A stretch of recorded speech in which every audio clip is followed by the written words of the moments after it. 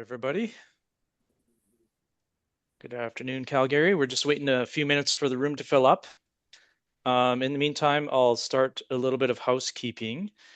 First, the chat function is turned on if you look at the bottom of your screen. So let's get a little bit of dialogue going in there if everybody could just share where you're calling from, what part of the hydrogen value chain you're focused on, and maybe what company you work with. As always, let's try and keep the comments respectful. There's also a Q&A box at the bottom. We're going to be using that for questions. So I'd encourage any questions to go into the Q&A box, not the chat. We're not going to be really monitoring the chat for questions. And then at the end of the presentation, we'll have time for the panelists to answer some of the questions that are in the Q&A.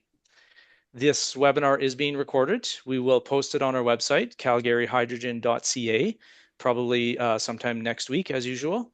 And then as we continue to wait for folks, we'll also want to let you know that we're announcing events, upcoming events on both our LinkedIn page and through our mailing list. So to make sure that you don't miss anything, be sure to follow us on LinkedIn and sign up to our mailing list. Again, you can go to our website, calgaryhydrogen.ca, to sign up for that list. The next one is the Stampede Party.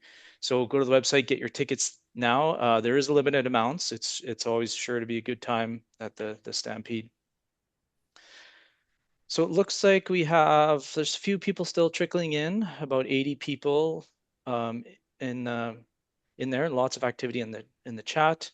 I see Chad from New Flyer, lots of familiar faces. Hello, everybody. Somebody from Chilliwack, a few people from Chilliwack, Fortis, some familiar faces, Brent, the Daves, all the Daves. And great to see everybody. So let's get started. We'll get started in a good way with a land acknowledgement. So the Calgary Hub, located in the heart of Southern Alberta, both acknowledges and pays tribute to the traditional territories of the peoples of Treaty 6. This includes the Blackfoot Confederacy, comprised of the Siksika, the Pigune, and the Kainai First Nations, the Tsuut'ina First Nation, and the Stoney Nakoda, including the Chiniki, Bearspaw, and Goodstoney First Nations. The city of Calgary is also home to the Métis Nation of Alberta, Districts 5 and 6.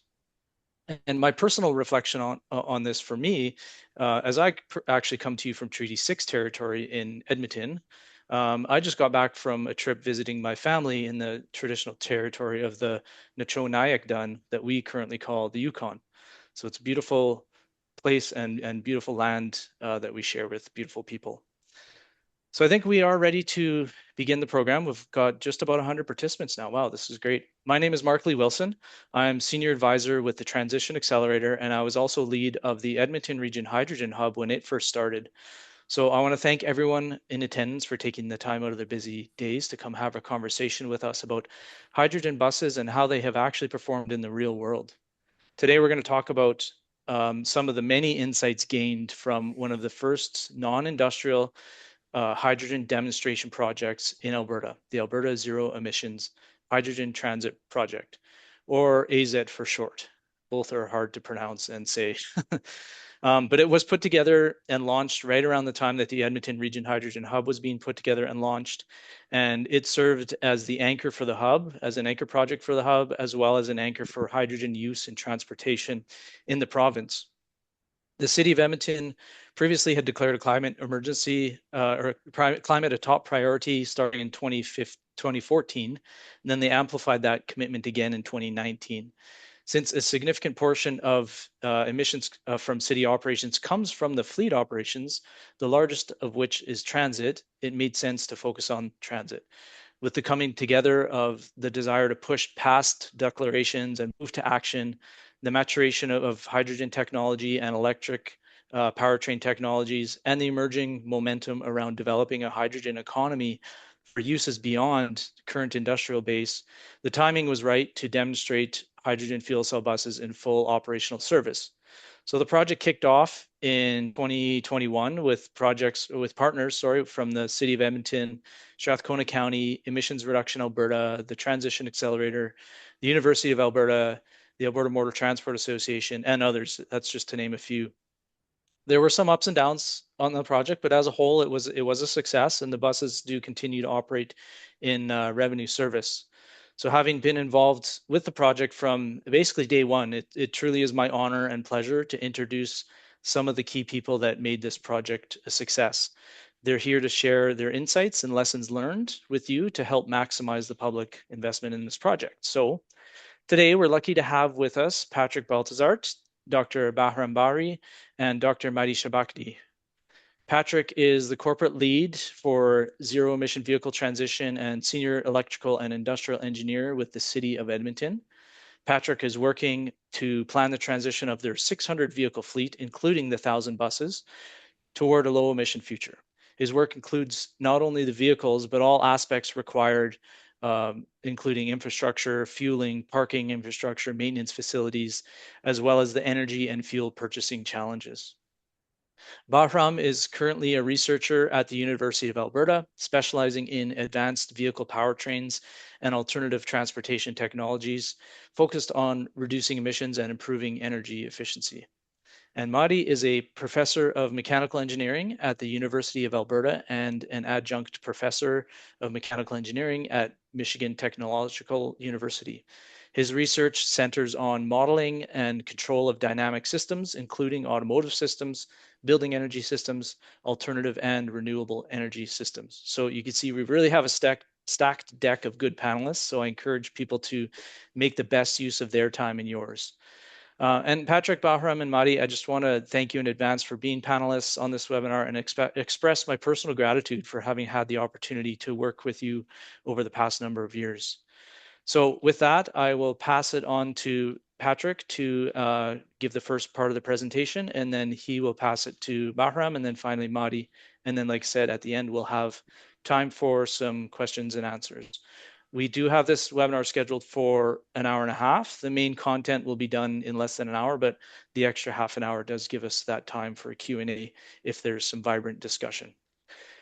So with that, over to you, Patrick. Thank you very much, Mark. Good day, everybody. It's a pleasure to be here. So without further ado, we will start with the first slide.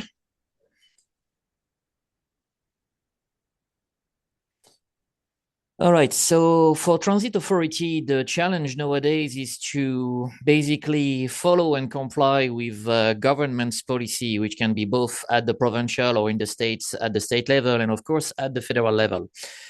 Historically, bus were relatively simple machines with simple fueling needs. You had a diesel engine, a big tank full of diesel, and you would probably refuel either daily or every second day, and life would be good. Operation would be relatively simple outside of the scheduling itself. Considering that most governments are currently working toward phasing out fossil fuel, or at least reduce this usage, there is a direct impact when it comes to bus fleets. And there are various technologies who have been emerging in the last 20 years. Proeminently, nowadays, we can see two main technologies. There is battery electric, as well as hydrogen fuel cell. But those are not the only technologies. Other technology have been emerging in the name of dual fuel technology, where a diesel engine can be adapted to receive an injection of hydrogen. And those would be stopgap measures so that an existing fleet can start making progress toward partial decarbonization, so that the life of existing assets can continue to be maximized. And of course, excuse me, in the last 20 years, we've also seen the advent of hybrids, which kind of mix both battery electric and diesel engine as onboard generators. If you look at these slides in here from top to bottom, hydrogen dual fuel and diesel buses are basically sharing the same topology. The dual fuel basically has additional hydrogen tanks which provide the hydrogen to the diesel internal combustion engine. When it comes to the other three, however, the architecture is now somewhat different. Both hybrid diesel and fuel cell bus basically are we can call them electric bus in disguise. They use an electric motor as their prime mover instead of an internal combustion engine. and they have an onboard generator. So in the case of the hybrid diesel bus, that's basically the same engine that we would be used in the past with classic transmission, but in here it spins an alternator which produces power as needed. So in here you have the advantage of having a well-known and reliable legacy diesel engine plus renewable, sorry, not renewables, excuse me. You have braking recovery or energy recovery if you prefer. So you increase the range, or if you prefer, you use less gas for the same distance. So those buses have been relatively common in the last 10 years, especially in fleets. Next come the hydrogen fuel cell, which basically is exactly as the diesel hybrid bus, except that instead of having a diesel engine and an alternator, it uses a fuel cell. And instead of having a diesel gas tank, it uses hydrogen gas tanks. So the hydrogen through electrochemical process is converted directly into electricity, which can be used by the bus motors to provide traction power. And then, of course, there is the battery electric bus, which basically only has a large contingent of batteries and which needs to be recharged. So each type has different operational requirements, and the challenge for transit authorities is to select which type works best for their operation, because diesel to date has been well known. It has been very reliable. It can go a long way in any kind of weather. The same cannot be completely said as being true for the other types. A hybrid diesel bus will have a somewhat similar weather ability to withstand the bad weather, especially low temperature. Hydrogen fuel cell will be somewhat okay, and battery electric may experience some issues at extremely low temperature. So in the present scope for today's discussion, we'll mostly focus on the hydrogen bus, which provides some interesting benefits, such as greenhouse gas reduction, as well as a lower energy consumption across the year, as well as an increased reliability if compared to battery electric bus, especially for winter condition. However, they do come with some challenge, and we'll talk about that. First is they need a brand new fueling infrastructure that cities didn't have in the past, which is the hydrogen fueling station. That can represent a higher initial capital cost, as well as there is the whole aspect of how to secure a hydrogen fuel source. And then there is also the all-important technology transition for maintenance. Buying bus is 10% of the battle. Keeping them on the road and maintaining them is 90% of the battle. And with new technology come new process, new procedure, and new training. Next slide, please. So the next slide is very loaded with information, and I've done that on purpose because the transition from the classic diesel top left all the way to other technology is complex. You can use multiple routes. You can go first to diesel hybrid, then you can follow with diesel to dual fuel hydrogen injection, or you can go directly to there. Then you can go to fuel cell electric bus in the middle. Or you can go straight to that. You can also go from diesel hybrid all the way to plug-in hybrid. There are some buses which can provide this kind of option, although they are not very common. And of course, you can go straight from diesel to battery electric. There are also options to go with mixed fleet, where you have a little bit of every technology, and the selection is made based on operation. So what's important to understand is what's in the middle of the slide. There will be some significant difference. Whenever you're in the diesel world, all you need is basically a huge bulk storage tank and literally a little pump to send the diesel inside your vehicle. Once you enter in the other technology, you will have different needs. When it comes to hydrogen, you will definitively have additional component. First and foremost, you will have a hydrogen dispenser, which is a lot more complex than a diesel dispenser. Behind it, you will have hydrogen storage tank at high pressure, usually 350 bar. And for those of you who want to produce their own hydrogen, then you will need to have either an electrolyzer or a steam methane or steam methanol reforming unit to have the conversion of methane or methanol directly on site to make some hydrogen. Last but not least, if you go into the battery electric, then you will need an entire infrastructure of charger and automated charging system, which is a fancy word to describe some inverted pantograph, which can automatically connect themselves to the buses when they are parked in the proper location. So there are various infrastructure differences. When you take a classic diesel fueling station, you need about 0.25 megawatt of power to run such a system, which in engineering term is very little power.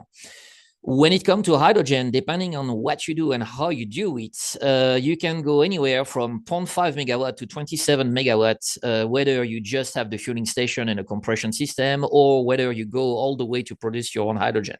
So that's an enormous leapfrog in terms of power demand. And it's very similar to what you would see with battery charging system, where a large fleet would require anywhere from 25 to 36 megawatt of power. In here, I'm giving you a figure which could correspond to about 300 bus, take or give. And if you look at below my little figures, diesel bus needs on average 450 liter per tank. So that's about 4,000 kilowatt hour electric equivalent of energy stored on board the bus. The excuse me, the hydrogen bus carry usually anywhere from 35 to, for the newer model, up to 50 kilo of hydrogen. So at 35 kilo, you have about 1,260 kilowatt hour equivalent of electrical energy for moving the bus. When you look at battery electric, today's battery technology usually limits you to anywhere from 550 to 700 kilowatt hour of electrical energy. So there is like a striking difference in how much energy you can put on board each model. There is also a difference in how you will refuel your buses. Like a classic diesel bus or even a hybrid bus can be refilled one time per day or less, and it takes anywhere from 8 to 15 minutes. When it comes to a hydrogen, it's guaranteed you will refill it at least one time a day, and it's also taking about 8 to 15 minutes per refill. When it comes to a battery electric bus, now you need to have anywhere from 2 hours to 8 hours of recharging time. So now the impact on operation is significant. You either need more bus or you need to be more harsh on the battery. And basically, hydrogen tank and diesel tank do not wear out, or very little. Whereas a battery, each time you charge and discharge it, basically you wear out the battery. So now there is another operational aspect, which is at some point, you may face an expensive battery replacement. So in terms of infrastructure, I'm giving you some order of magnitude. For a diesel bulk storage system, you probably need for a bus depot somewhere around $2 million to install your underground tank and your pumping equipment. When it comes to a hydrogen and dispensing system, you probably need around $15 million for a rather decent fueling system for hydrogen. And if you produce your own hydrogen, you can be up to $25 million. And those are order of magnitude. It really depends on the size of the fleet, and the number of bus, and how many times you refuel, and what routes you will have. When it comes to battery electric, you can be in the $30 to $40 million for about 300 bus. And you also have the problem of interacting with your utility provider to secure that much power. So all of that can be very complicated. And at the bottom, I'm trying to give an aspect of basically, when you look at all of this, you need to think about long-term planning and operational requirement for your fleet. Your main mission is to keep your bus on the road on time every day. The public doesn't care about how it works. They just care that the bus is here for picking them up and sending them where they need to go. Next, you need to worry about the vehicle and infrastructure cost, the availability and capabilities of the vehicle, their reliability, and whether or not you can access the spare part to maintain them. Then you need to also plan your fleet growth and transition. You may want to switch from one type to the other, or you may want to try a little bit of every type. There are no exact answers. There are no ideal technology. And it's really depending on the network, the routes where the buses are deployed. Next, and this is very important because it can be a huge limiting factor, is what kind of capacity do you have on your local utility network? And I'm talking about power. As you can see, for hydrogen and for battery charging, the power requirement can be extremely high compared to bulk storage for diesel and for dispensing. And the problem is sometimes your utility don't have the capability to give you all the power you need. So that will be a huge factor in the decision for what fleet works best for your network. Next come the provincial target and policies. And beyond that comes also the federal target and policies, because all of that will basically result in what kind of subvention, and subsidies can you secure not only for the vehicle, but for the fueling infrastructure. So it is a very, very complex balancing act. There are no ideal answer, and a good answer for one city may be the wrong answer for the next city, simply because they have different routes, different weather. Next slide, please. There is also the all-important legislative aspect. So up to recently, there were a severe lack of code and standard guideline which could be applied to fleet. Hydrogen especially is not a new thing. It's been in the oil and gas for a very long time, and they do that very well. The problem is when it comes to fleet, hydrogen is relatively new, and applied to the building code, it's even newer. So to date, in the last 4 years, we had the BNQ 1784, the Canadian Hydrogen Installation Code, which was providing a few guidelines for fueling system, hydrogen in building, and a little bit for parking for hydrogen-powered vehicle. Beyond this, we had the National Fire Code of Canada, which mirrored the National Fire Protection Code from the US, especially the 30A, and of course, the all-important National Building Code, but they didn't have much when it comes to hydrogen and hydrogen-powered vehicle indoor. Fortunately, in the last few months, the CSA published the B401 series in the name of the B401.4, which is applicable to battery electric vehicle, as well as the B401.3, which is applicable to hydrogen-powered vehicle. And when it comes to fuel cell vehicle, which are both using hydrogen and traction battery, there is basically an overlap of those two codes. So they define what maintenance facility and to a lesser extent what parking facility for fleet should be. And there is a few important notion and definition which are present in those codes. First is the notion of quarantine area, especially for the traction battery, when it comes to vehicles which have been damaged and which need to be repaired. So there are very specific requirements which need to be factored in the design of a new site. There is the notion of minor and major repair area, as well as parking. And then there is an entire series of guidelines for life and safety, for fire suppression, fire alarm, gas sensor. So all of that are like new requirements which typically didn't exist or which were perhaps present for those transit agencies which were using compressed natural gas vehicle. The compressed natural gas maintenance facility code, the B401.1, has been used as a template for the 0.4 and the 0.3. So it's not completely new, but now it's very specific to electric or electrified vehicle and a hydrogen vehicle, fortunately. Next slide, please.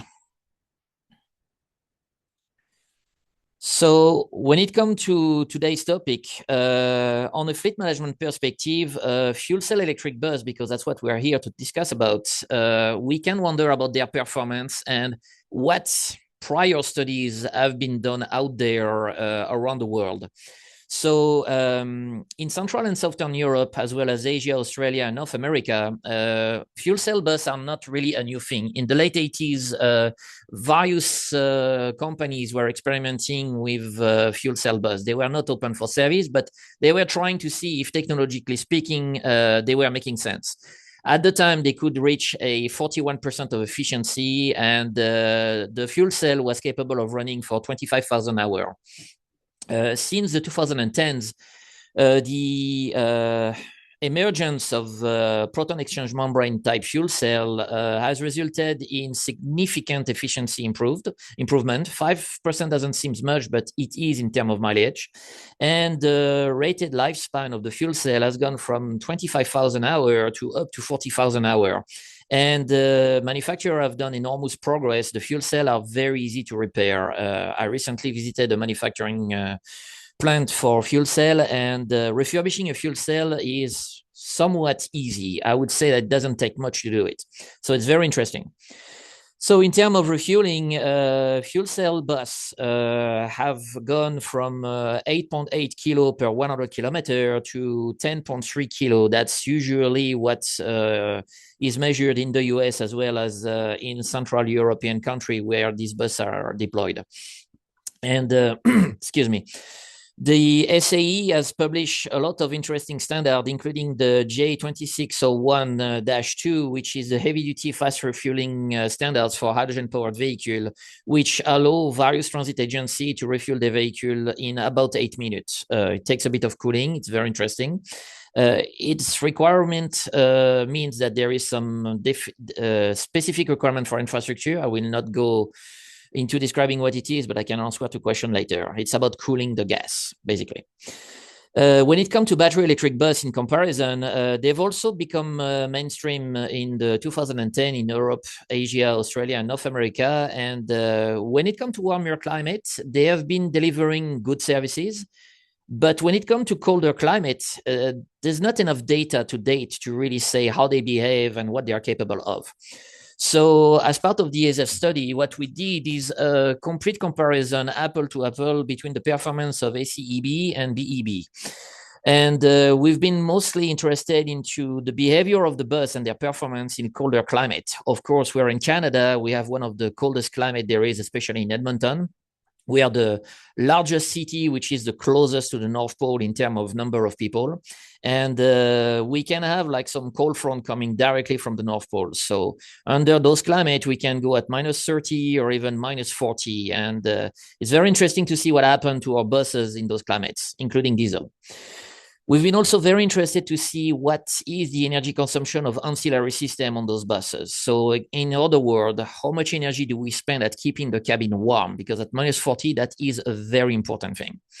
And then we've also taken some consideration for the performance on flat road as well as graded road, slope if you prefer, and highway. Wind resistance can be also a huge energy consumption increase factor. What we have not been able to look at yet is the efficiency and dynamic response in transit operation, because that's not the purpose of our study right now. So that's basically was a huge difference between a lot of start and stop and less start and stop and more highway. We've looked at it, but not enough yet. And of course, we still lack data on battery electric bus charging infrastructure in colder climate. Typically in colder climate, we charge inside depot, but the question would be, what happens if we try to charge them on the road when they stop, like opportunity charging? So we didn't look at this yet. Hopefully other agency will look at that soon. Next slide, please. So the AZ project, or Alberta Zero Emission Hydrogen Transit Project, to date, we've collected almost 400,000 kilometers of data, and that's including diesel bus, fuel cell hydrogen bus, as well as battery electric bus.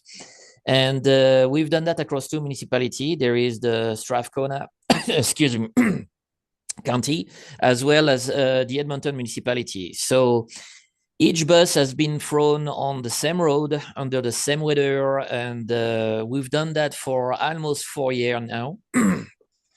Excuse me. And we've been able to use different roads where we had multiple start, stop, and short distance, where we have like bus stopping every so many city blocks, and as well as express roads where we have a reduced number of start and stop, as well as highway driving, where the bus now reach up to 100 kilometers per hour. And now we can see what the aerodynamic drag does on a vehicle, which is pretty much shaped like a brick. So soon we'll also start testing our dual fuel diesel hydrogen bus to see what kind of performance we can get from them. And we can go to the next slide and let Baram continue the presentation and explain what data was collected and how it was collected.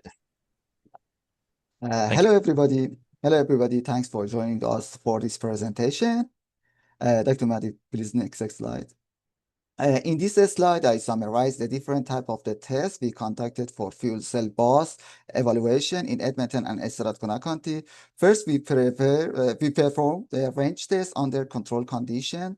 It is includes run with passenger as well as the test using simulated passenger load with sandbag.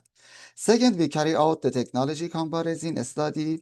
We evaluated 3 propulsion systems, 2 fuel cell buses from New Flyer, 1 electric bus from Proterra, and 2 conventional diesel buses from New Flyer and Nova model. The comparison enable us to quantify different performance across different technology under same real world condition. Finally, we analyzed the revenue service operation. We tested buses in actual transit service.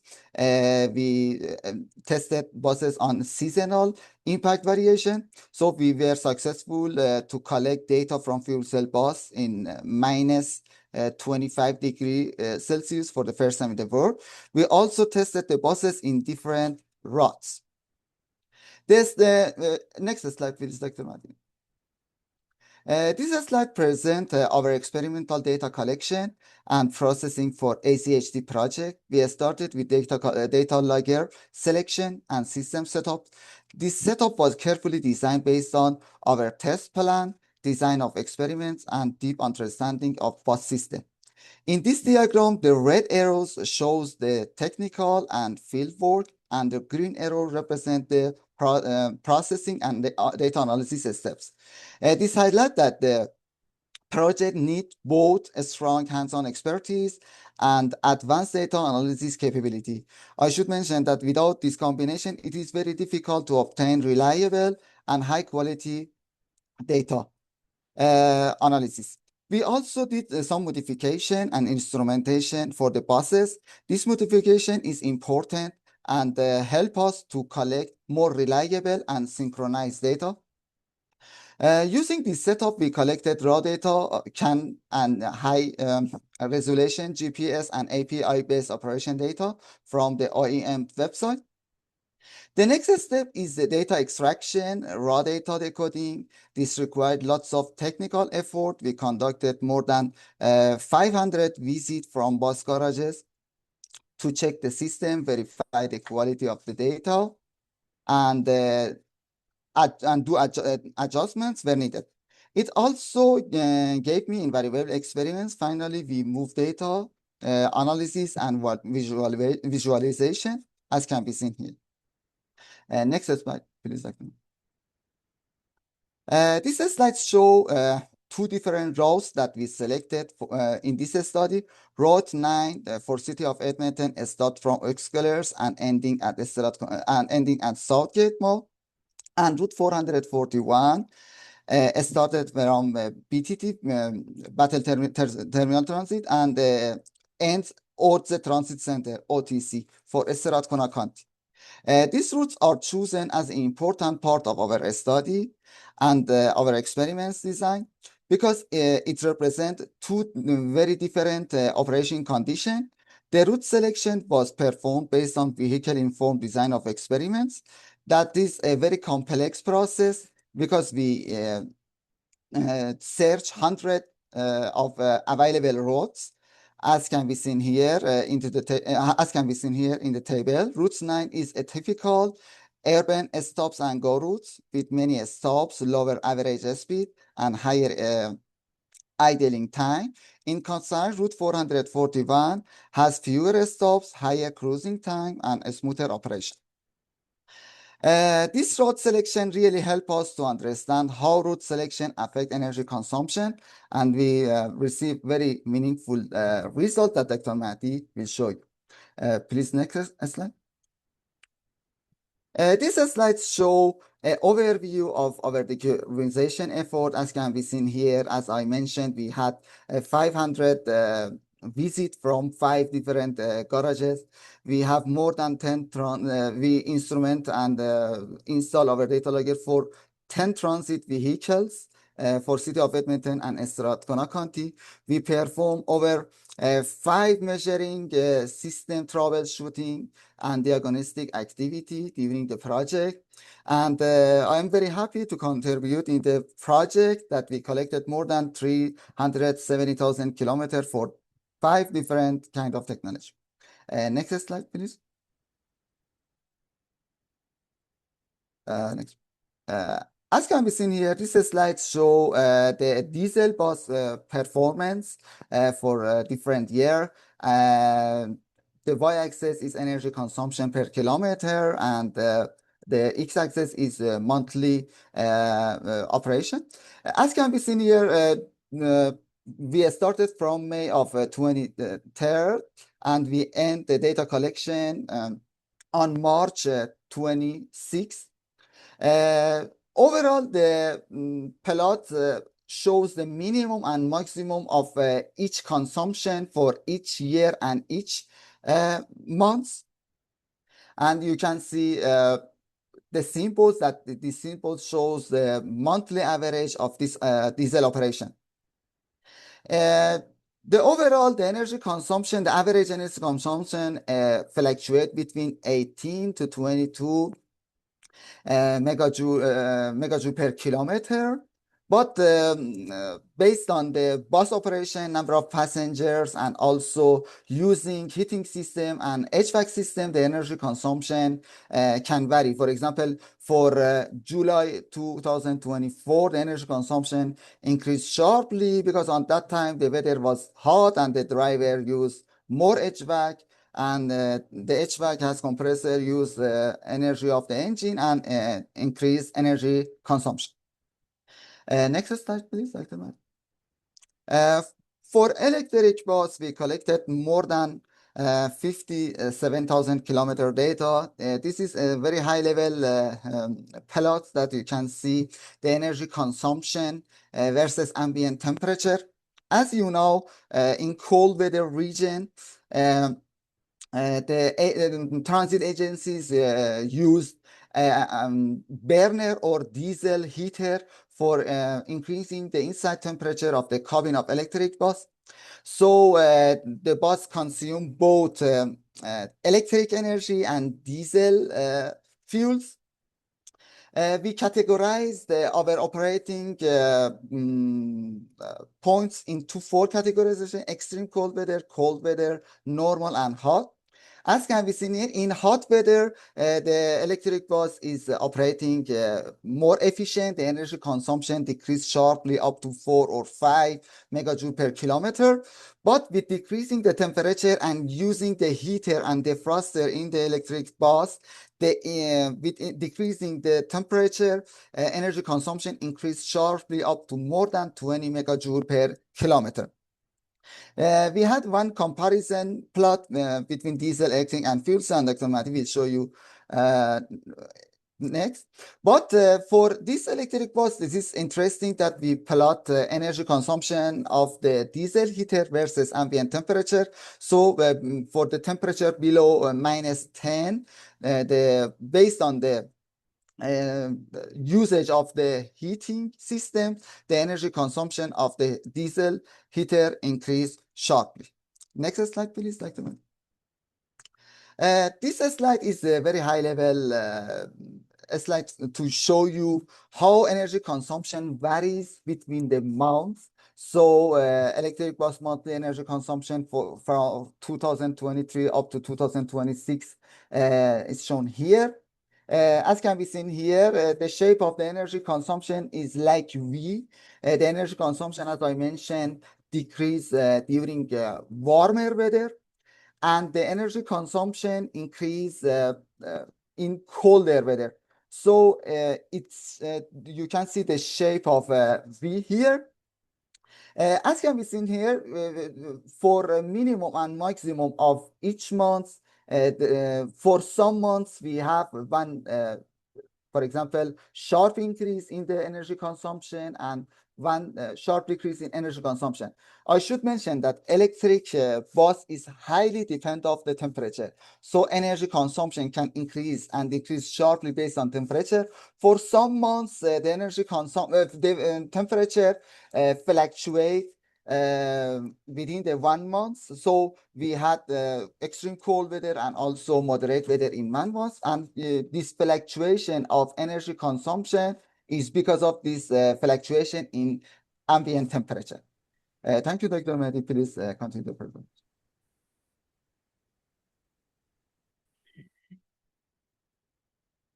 Hey, hope I see we have already passed the 41 minutes, so hopefully you are not tired. At some point, I checked, we had 117. Now I check is almost 109, so we lost 8 people. So I will, hopefully I will do a good job, and then we will lose less people. Okay, so building upon the what already mentioned by Patrick and Bahram, now I would like to talk a little bit about the fuel cell bus efficiency here. And it's a little bit complicated plot, so let me walk you through this. So what we have on the y-axis is the efficiency, and then here we are in particular looking at the fuel cell module. So that's all here. We are looking at the what's the amount of the energy being used by the fuel cell module in order to generate power. And then on the x-axis, we see the fuel cell power here. And what we noticed was that this one was a series hybrid electric vehicle. It was operating mostly in these clusters of operating points. So you can see in 20, 40, 60, and 85 here. And then depending on the route and then the speed of the vehicle was going, then the amount of the power requirements was changing. Here you see there are a type of plots that we call it box plots, and then what it shows is that here 25 to 75% of the data is including within that box plot here. And then with these dots, these crosses that outside is showing when it's going beyond 90%.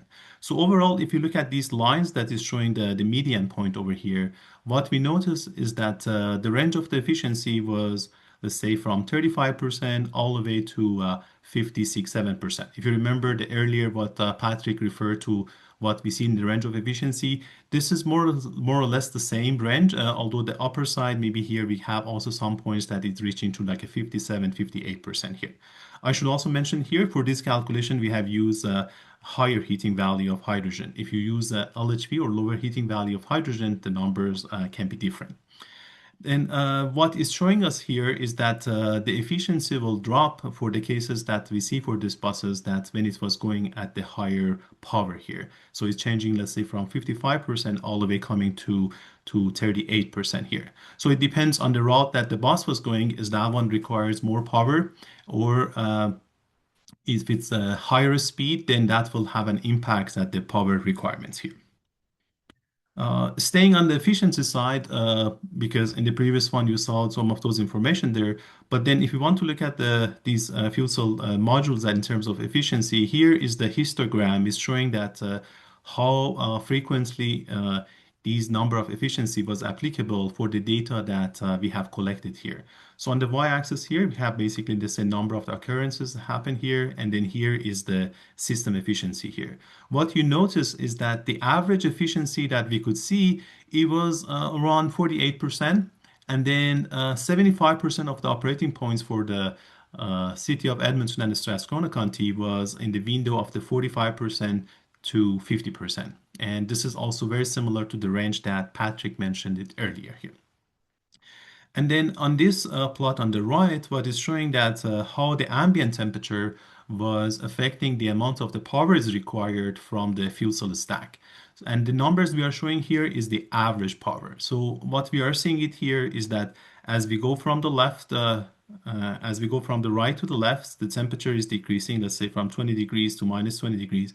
We can see that the amount of the power that the stack needed to provide was substantially increased here. So in particular, if you compare 20 degrees C compared to minus 27, which is the coldest temperature for the fuel cell bus we have in this data, it was 100% increase. So fuel cell bus, the amount of energy efficiency, energy consumption will also substantially increase.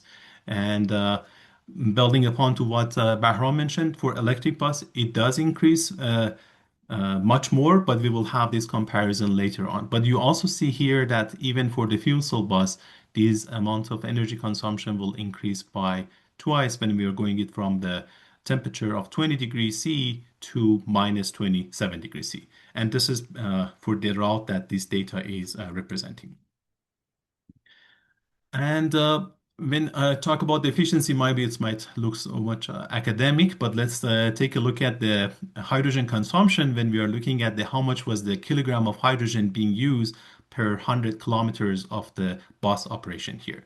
So that's what is showing it at this y-axis. And then what you see it here on these beans over here is just the clustering of the temperature that for the bus we're operating. And these are all ambient temperature here. And then what you notice in terms of the how much kilogram of hydrogen being used per 100 kilometers of the driving, we can see for a mild temperature, it was in the range of the 1008 kilogram of hydrogen, and it increases to 18.4 a kilogram of hydrogen per 100 kilometers. And this will directly have an impact, as I will discuss later, on the range that these buses can support. Then let's talk a little bit about the route profile and then also the seasonal effect. If you remember the discussions that Patrick mentioned that the solution for one municipality may not be the same for the other one. And even we can go further for the same municipalities, depending on the type of the routes that you're going to use the bus, it will make a difference. And also Bahram elaborated further that the results would be very much route dependent that would be here. So let's take a look at that and then see at least with some examples how it's going to show itself. So I put this slide to recap of what Bahram mentioned here earlier. So COE is the city of Edmonton, and the other one is the Strathcona County. So we are comparing Route 9, which is one of the popular route in the city of Edmonton versus the Route 441 in the Strathcona County. And then the characteristic that you notice here is that in Route 9, the number of the stops per kilometer is substantially higher. And I myself work on the automotive vehicles 26 years, and I have been teaching a vehicle propulsion system for many, many years. So it's typically when I talk with the students, I would say that the amount of energy that a vehicle will need is huge during the acceleration. And then, so when every time that the bus comes to a stop and it needs to accelerate, is a lot of energy that needs to be consumed over there. And these buses are heavy. Let's say the diesel bus about 12 ton, and then the electric 16 ton. And then if you add the passenger weight, they become heavier. So you bring it down, and then it needs to start again. That will add a lot to the energy consumption. So for this Route 9 that has 3.2 stops per kilometer, is substantially higher than Route 441 that we see in Strathcona County here. The other aspect is about the idling percentage. That could be quite substantial, especially in the winter months, as we notice looking at the data. And then the other part is that how much was the cruising percentage here. So overall, even just by looking at these numbers over here, you will come to the conclusion that Route 9 will be definitely much more energy demanding compared to the Route 441 here.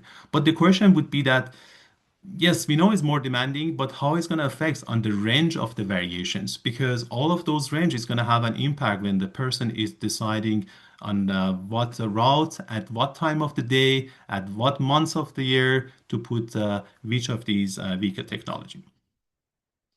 So now let's take a look at the sample data from these two routes over here. So here we see Route 9, this is Route 441. This is from City of Edmonton, and this is from Strathcona County. Y-axis here is showing us about the total energy consumptions in the unit of megajoule per kilometer. If I compare the summer versus winter, so if I'm just looking at this one, it's expected that the winter would be more compared to the summer. So as you see it here, this is winter is higher than here. The same trend, we can see it for Route 9 over here. But one thing, if you compare Route 9 versus Route 441, as we expected, it would be much more energy demanding. So you can see the average of this case, it's for Route 9 is higher than 441. And then it also shows another part that you can see the variations of the energy consumption is substantially more. So planning using, let's say, a fuel cell bus for Route 9, it would be more complex if you're comparing it to the Route 441, because 441 was the variation was less here, and all of those variations will affect that for block scheduling, and then when you need to do those refueling over here. So one thing you notice is that definitely winter is higher compared to the summer is less compared to the winter. And also we can see the variations become more for the case of Route 9 over here. And then if you compare the gap, which means that, or the delta from this point versus here, you can see for the Route 9, that was more substantial if you compare this delta from these 2 points over here. And then these will translate to the range. So that's why the lower plot here is showing it here. For example, if the bus was keep repeating and then going on the same route, Route 9, we can see for the case of Route 9, on average, it could just with the fuel that it has close to 250 kilometers it could cover. But then if that one was going to summer, it will become 450. And you can also see these large range of variations in the winter. So winter become more challenging. And then this one is the Route 441, and then you can see the effects on the ranges that it has here. Then if we want to see these two routes, how they look like in terms of the ambient temperature, because the previous one was a limited range of the temperature, and then here is showing it a broader range of the temperature here. And then again, you see it in the terms of the megajoule per kilometer. You can see in both of these routes as the temperature was dropping, basically going from the right to the left, then the energy consumption was increasing here. And the same you see it over here from, let's say for 441, it was increasing from, let's say 9 all the way to 13. In this case, let's say it's changing from 12 all the way to 19 here. And you also notice the large variations because those are depending on the and number of the passengers we have, the number of the stops, because the passengers can request for the bus to stop, the traffic situations, and the driver behavior, all those ones will cause these variations. Then we would like to put it on the context of the months, how it will look like for these two routes over here. So this is the data that we have for 4 years. We should recognize that we could not collect the data for every single month. So that's why we may not have data in every year and every month over here. So overall, we see these type of shape, which was also similar to the type of the V shape that you saw earlier for the electric buses here, which means that during these months like in May, June, then we have the lowest amount of energy consumption. But when it was going through the winter months like a January, or in this case November and December, the energy consumption tried to increase over here. And the same trend we can see it in the route 441 here. You already heard about the diesel, electric, and fuel cell, and we just selected a small amount of data compared to the data have been collected for 370,000 kilometers. But let's put them all together and then let's look at them in one plot here.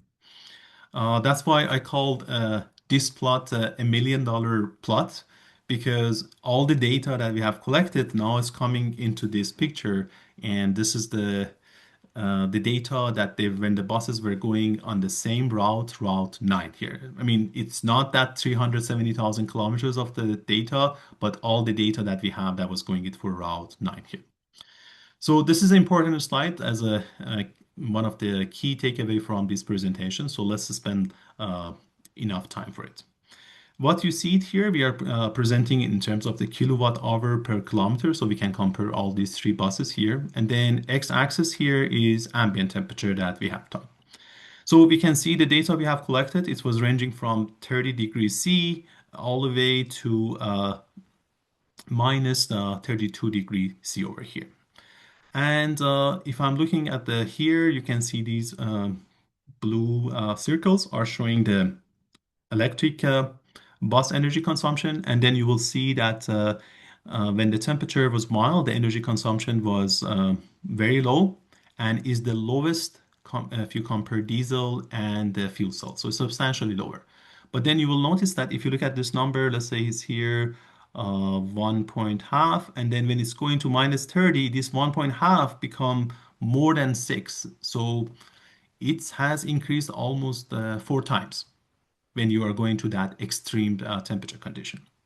Now let's take a look at the fuel cell, which is the one in the middle. So in the case of fuel cell, the energy consumption increase, but not as dramatic as we see it in the case of the electric case over here. And then you can also see the energy consumption is kind of between the diesel and the electric here. For the case of these diesel buses here, you can see that the energy consumption more or less was not changing a lot when we were in this range. Definitely substantially higher compared to the electric and the fuel cell. And then when it starts to coming to more extreme cold, then the energy consumption in the diesel buses also start to increase over there, because we also know that when it's become colder for the engines, the efficiency will become less over there here. So overall, we can see that in terms of the technology being the most temperature sensitive, and that would be the electric. So electric is the most temperature sensitive technology. Then the next is the fuel cell, and then finally is diesel over here. And then if you look at it, put it in the context of the range, that would be very important for the municipalities to plan the which bus goes in which route here. Then you will see in terms of the range that they can cover by these type of buses here. If you remember earlier, Patrick mentioned about the amount of limited energy that we have in electric buses compared to the fuel cell and the diesel. Here is going to show itself much stronger. So we can see for the case of the diesel, the amount of the range they could cover, you can see in some extreme cases close to 1,200 kilometers. And then in the worst cases, it was coming close to 600 kilometers. But then when it was coming it for the electric, we can see some of the good numbers close to 500, and then this was coming it to close to 100 kilometers that they could cover here. And of course, we need to keep in mind that this is for this type of technology that we tested. This was a Proterra electric bus and a 460 kilowatt hour battery that they were using it here. And also for the fuel cell bus, we need to recognize the amount of energy that they have here. So overall, we can see the substantial drop in the range of the electric. And then that means if I'm going to have the fleet all with electric buses, they need, because if I want to consider it for the worst situation, then that means I will need a lot of electric buses here. But then for the case of the diesel, you can see it was more robust, and that's why the planning will become much easier. For the fuel cell was in between of them that you could see.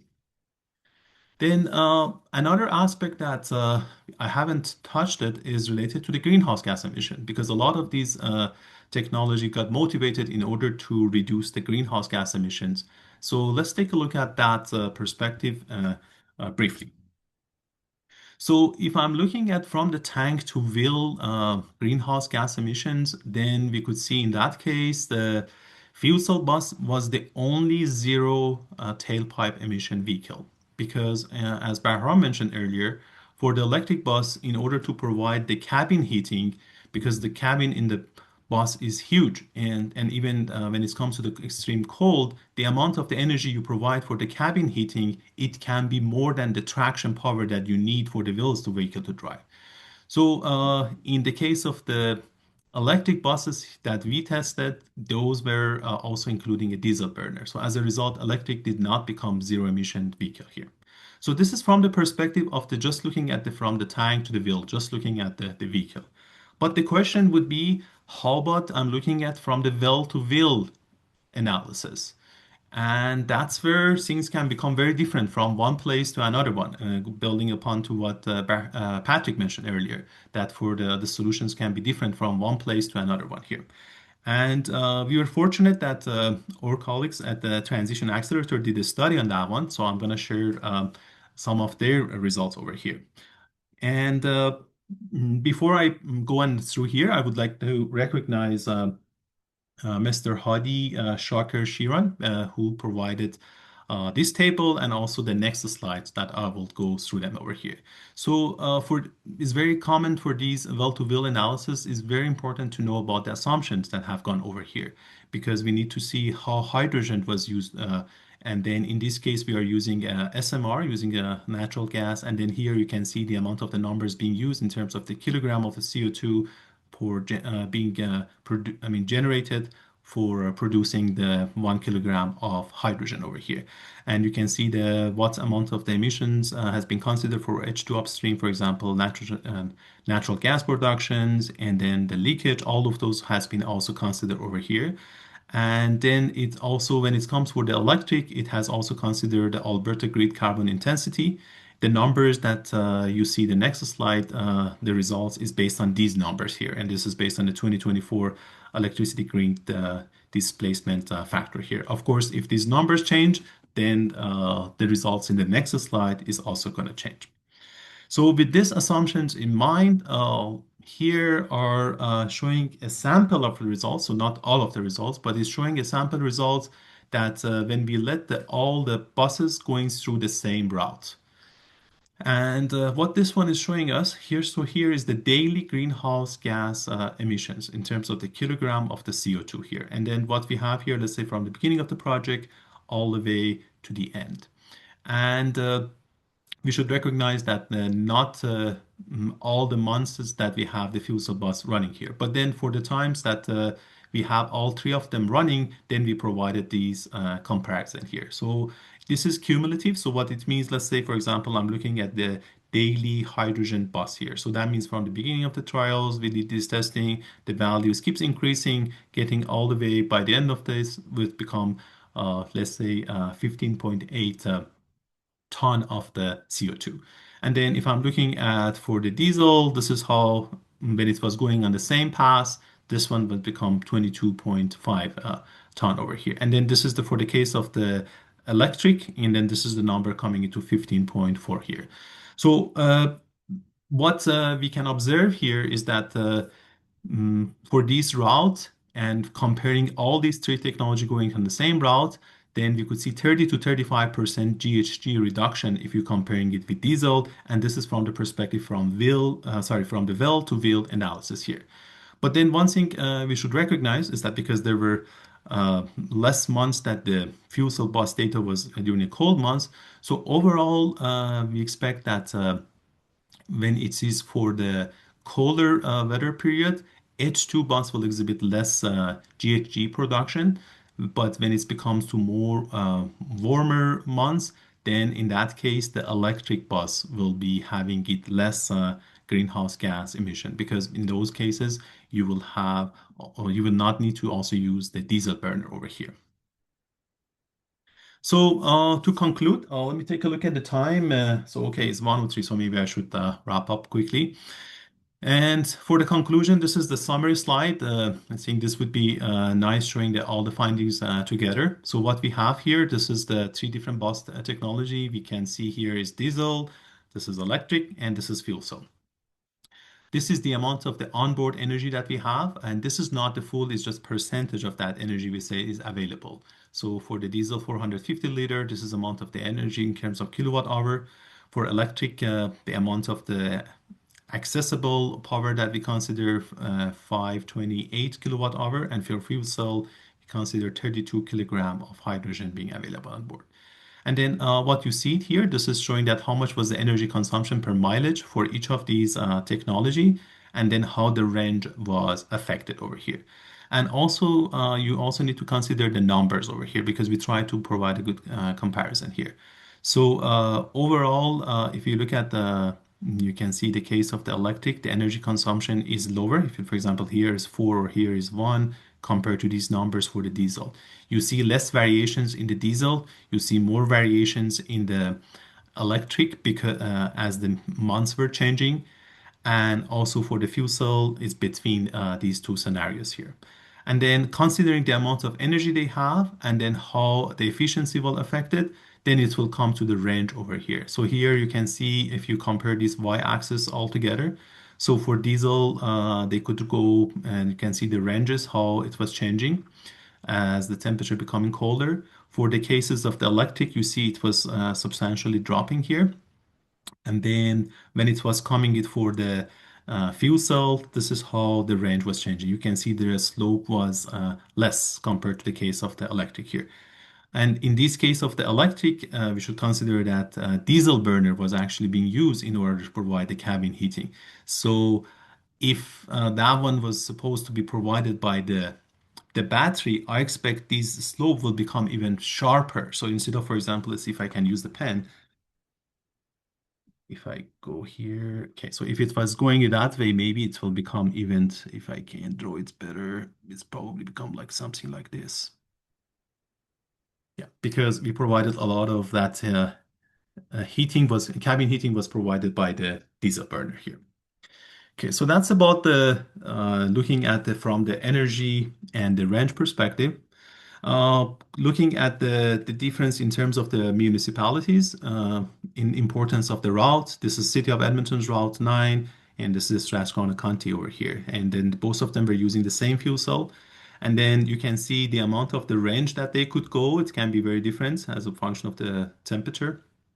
This is for City of Edmonton, and then compare that one. Let's say here at -20 is getting close to 400, whereas here was slightly over 200. So it shows how important it is that to consider the type of the route that you're going to put these technology. And also this one related to the energy consumption that is leading to these range over here. And just the last slide on the summary of the findings uh, is very busy slide, so I'm not going to go all over because, but you can take a snapshot or wait until the presentation become available online. So overall, maybe I will mm, mention from the energy perspective, we see that the hydrogen fuel cell buses is providing a good balance in terms of the energy efficiency and operational flexibility. And by operational flexibility, we could see that they could provide larger range over here. Electric buses were the most efficient during the summer and the spring months, but they need more care when it was coming to the more colder months of the year. And diesel buses, they were I would say, the most reliable, but then they will lead to the greenhouse gas emissions. So if the target is that to reduce greenhouse gas emission, so if the target is about the tailpipe, then in these cases that we studied, fuel cell bus was the only option. But then if you are looking at from the well to wheel analysis, it very much depends the place that you are. It has a long winter or versus long summer. So if it's becoming, I would say, the normal four season or the long summer, in that case, the electric will have less greenhouse gas emission. But if it's the place that you have much long and extreme cold, then in that case, fuel cell bus was providing it less greenhouse gas emission here. So the key takeaway is just summarizing what I mentioned. For the summer cases, we would see that electric buses were shining, and it was substantially better than the two other technology. Winter, we could see the fuel cell bus was providing a good resilience and then providing a reasonable operating range. And then it can also have less greenhouse gas emissions if you have more extreme and then cold winter. And if the target is to reduce the greenhouse gas emission by the fleet decarbonization, seems a combination of these two technology need to be utilized here. And this project here are just some of the images of the people that were involved, but it actually include much more than the people that I'm showing it over here. Probably 2 or 3 times, and I could not fit all those images over here. So some of the folks from the University of Alberta, you can see the team over here. I should also recognize my colleague, Professor Bob Cope, which was part of the team, and City of Edmonton's ETS, Edmonton Transit buses here. You can see some of the key figures over here, but I would definitely say there are many more people here, and I noticed some of them also in the participants here. Transition Accelerator, we can see here Mark, Hadi, and also there were more people involved from the Transition Accelerator that not including over here. Strathcona County Transit, some of the members here, and New Flyer, again, two of the key players, but overall there were way more people that made this study being possible. In my opinion, this was one of the first studies that being done in the world that it goes to the very extreme cold temperature, and it has collected this amount of the data and compared all these three technologies going on the same route over here. And so overall, we are appreciate the funding that was possible from the ERA and also the in-kind support with a lot of partners that you can see their names included all over here. And with that, I'm gonna conclude, and I guess we need to go to the panel and then taking questions. Thanks, everyone. Yeah, thanks, Madi. What a great presentation, everybody. It's really good to see all of this information from the project. There are still over 90 people on the call, so we didn't lose that many, Modi. We had a few people drop off kind of right at 1 or 105. People probably have other meetings to go to, but still a great group on the line. There are a handful of questions. I'll just start going through them. They're more or less in the order of the presentation. So starting with some of the operational stuff, and then probably for Patrick, and then some questions probably for you and Bahram, Madi. So the first couple here for Patrick, one is the cost of the fueling system. Are you suggesting that a hydrogen refueling system with an electrolyzer costs around $25 million? I guess maybe just break down where that 25 million came from. Is that the whole system, including the compressor, or is that just the electrolyzer? Maybe just some comment on that. It's actually the whole system plus the utility connection. Just FYI, electrolyzer is one solution to produce hydrogen. It only uses electricity as well as water. The problem is an electrolyzer will need 2.5 megawatts for about 1 ton of daily production capacity. So if you need several tons, you need so many equivalent electrolyzer, and your utility connection goes quickly up. So if I was to take a worst case scenario, when I'm talking about $25 million, that's going well beyond the electrolyzer. That's also including the connection to the local utility supplier, the hydro, as people like to call them sometimes. When it comes to having a medium voltage distribution system with that many megawatts, the infrastructure to bring that much power at a site is very, very pricey. One of the biggest pitfalls for companies who try to go into the business of hydrogen and transit, and we've seen that in Europe, is there is always a gross underestimation of the cost of the infrastructure for those who want to produce their own hydrogen. It doesn't take a lot of energy to compress hydrogen. It's only a few megawatts. You can receive the hydrogen from a large industrial supplier. That's one strategy, which is probably the best if you can have that locally. Unfortunately, it's not always available. The next best strategy is to basically have a supplier bringing a production system and operating this at your site. That's another way to significantly decrease your costs. So you just pay for the cost of the hydrogen, and the whole infrastructure, be it SMR or electrolyzer, now is somebody else's problem. You pay this indirectly through the cost of the hydrogen you're using. The last is to own and operate everything, and that's where you start reaching the $25 million, including utility connection. What's the best strategy in here? I don't have an answer for this because it's really regionally dependent. Do you have enough power? Do you have somebody who can sell you some hydrogen with tanker trucks? Is it practical to ship hydrogen in gaseous or in liquid form? And what infrastructure is required to do that? Or is it better to basically decide to produce hydrogen on site? And if yes, do you want to use a company who bring the equipment and do it on site on your behalf, or do you want to do it yourself? So you can have an extremely wide range of scenario and hence a very wide range of pricing. The cost of an electrolyzer for 1 ton capacity is a few $1 million. I don't have an exact figure because the last 2 years in terms of market and price fluctuation have been extremely wild. And if I give you an answer for a cost, which is probably in the range of $4 million today, I might be wrong tomorrow and it will be different than what it was yesterday. So cost fluctuates a lot. It's dependent on many conditions. And then just to clarify too, so there was another question. The end product of, regardless of your pathway for hydrogen supply to the bus, the end product to the bus is fuel cell grade hydrogen at 350 bar, correct? That is correct, yes. And fuel cell grade means 99.99% pure. It doesn't give you a lot of room to have contaminant of any kind in the hydrogen. And how you produce hydrogen and the method used to produce hydrogen can expose you to specific type of contaminant, or at least the risk of having them.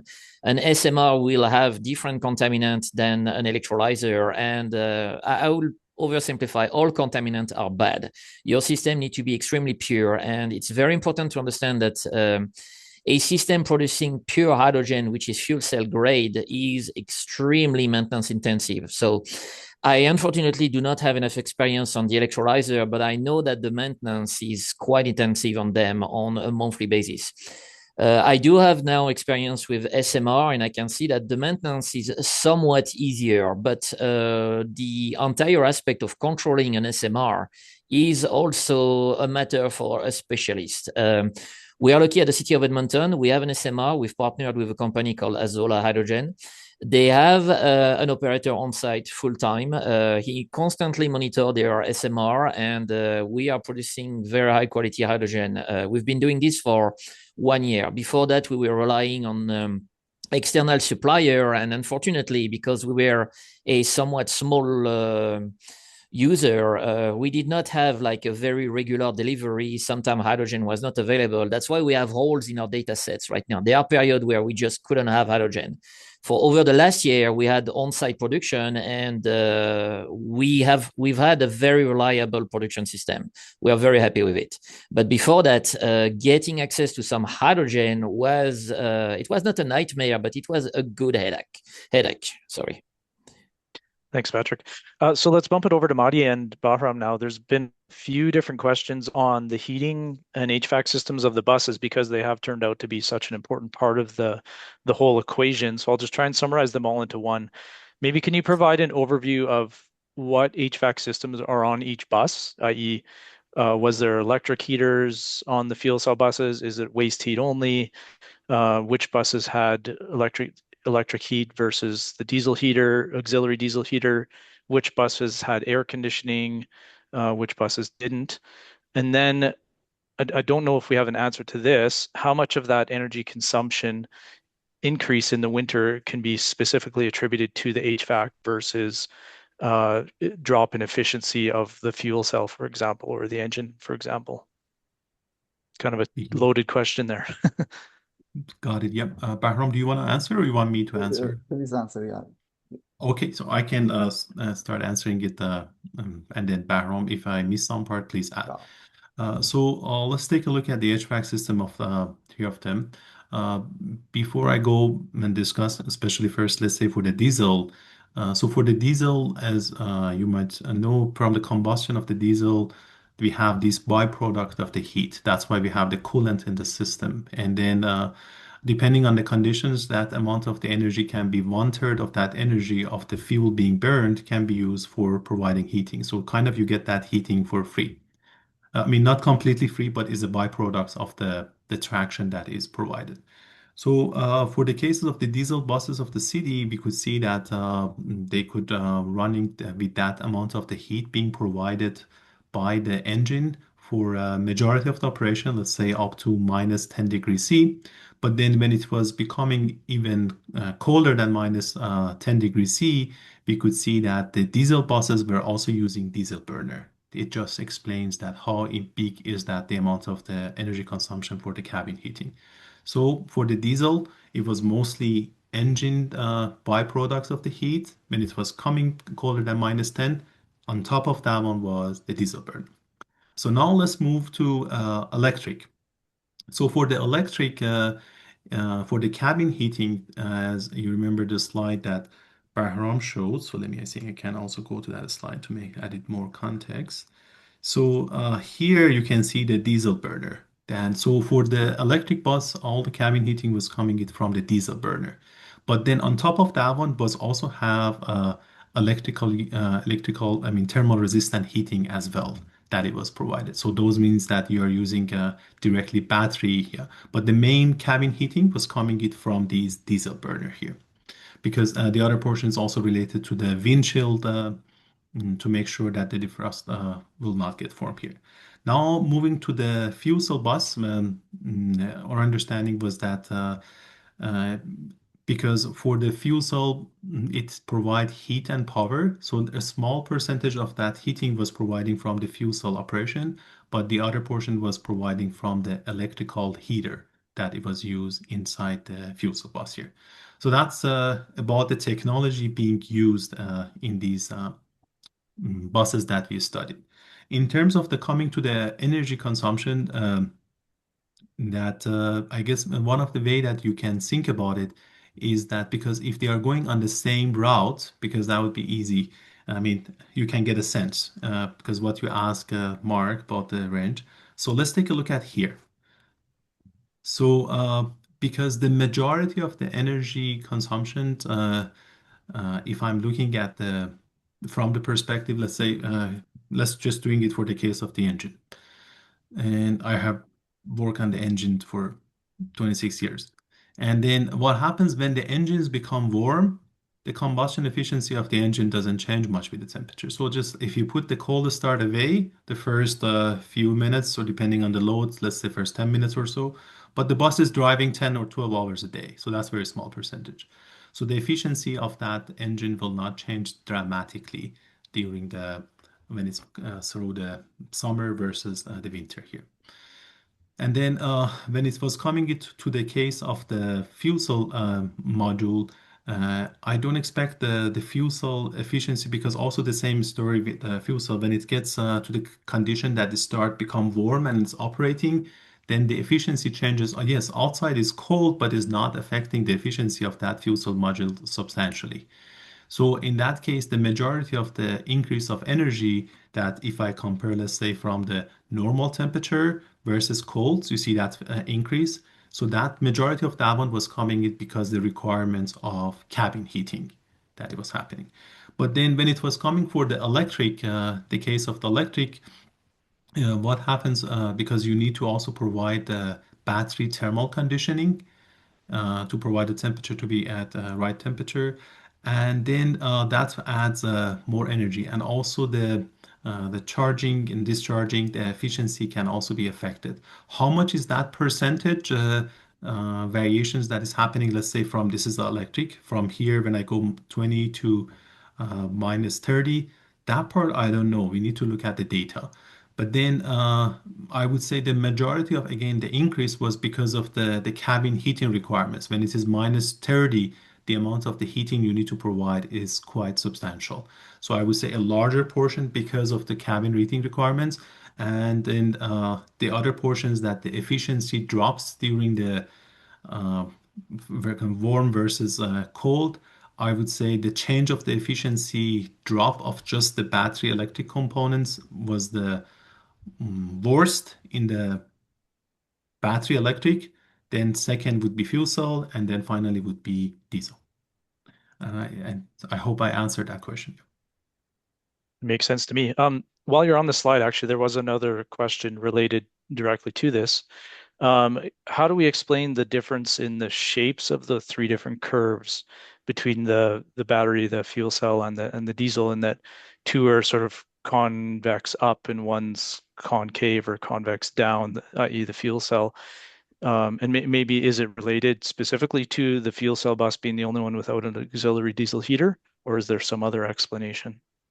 One thing I would say we should not take these shapes literally because if you look at, for example, for this fuel cell bus, the amount of the data we have for fuel cell bus is limited.